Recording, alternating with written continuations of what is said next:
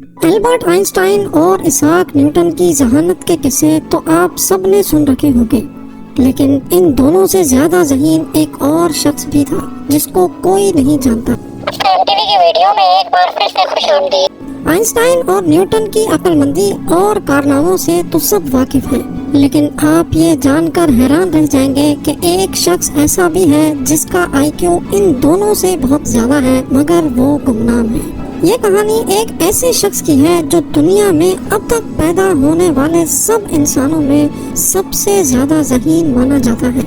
Albert Einstein کا آئی Q level 160 تھا، اسحاق Newton کا آئی کیو 190 تھا، لیکن جس شخص کی بات ہم آج کرنے جا رہے ہیں اس کا آئی کیو لیول 260 تھا، یعنی البرٹ آئنسٹائن اور اسحاق نیوٹن سے بھی کئی زیادہ۔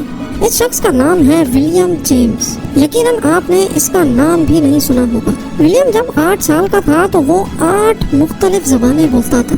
ولیم 1898 میں امریکہ کے شہر نیو یارک میں پیدا ہوا۔ اس کے ماں باپ انتہائی ذہین لوگ تھے۔ ولیم صرف 18 مہینے کا تھا جب اس نے امریکہ کا مشہور اخبار نیو یارک ٹائمز پڑھنا شروع کر دیا۔ 8 سال کی عمر میں ولیم 8 مختلف زبانیں بولتا تھا جو اس نے خود اپنی مدد آپ کے تحت سیکھی تھی۔ صرف یہی نہیں بلکہ ولیم نے چھوٹی سی عمر میں ہی اپنی ایک زبان تخلیق کی جس کو اس نے وینڈر ووڈ کا نام دیا۔ ولیم دنیا کا پہلا شخص تھا جسے بہت چھوٹی عمر میں ہی ہارورڈ یونیورسٹی میں پڑھنے کا موقع ملا۔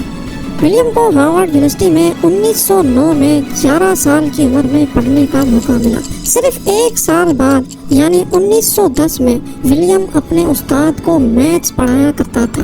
اس چھوٹے سے بچے کی ذہانت دیکھ کر اس کو چائلڈ پروڈیجی کا خطاب دیا گیا، یعنی یہ ایک ایسا بچہ تھا جس میں اپنی عمر سے بہت زیادہ صلاحیت موجود تھی۔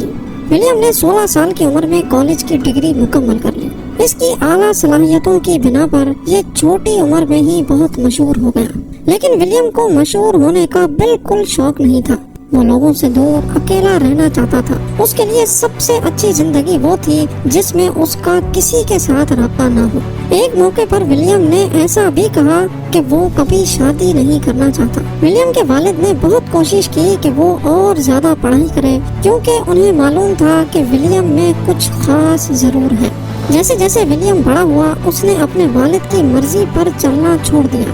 وہ جانتا تھا کہ اگر وہ آگے بڑھے گا تو لوگ اسے اور زیادہ جاننے لگیں گے، یہاں تک کہ اسی وجہ سے اس کی اپنے والد کے ساتھ شدید لڑائی بھی ہو گئی۔ لڑائی اتنی شدید تھی کہ ولیم کے والد کی 1923 میں وفات ہوئی تو وہ ان کے جنازے پر بھی نہیں گیا۔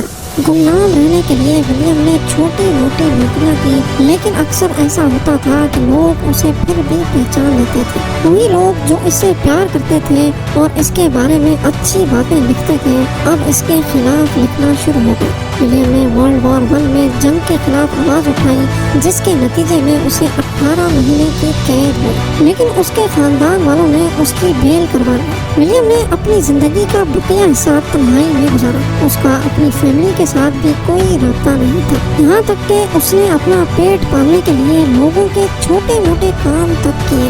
وہ انسان جو اپنی ذہانت سے بہت کچھ کر سکتا تھا کچھ کیے بغیر صرف 44 سال کی عمر میں دنیا سے چلا گیا۔ اس طرح ولیم کا قصہ تمام ہوا اور لوگ اسے بھول گئے۔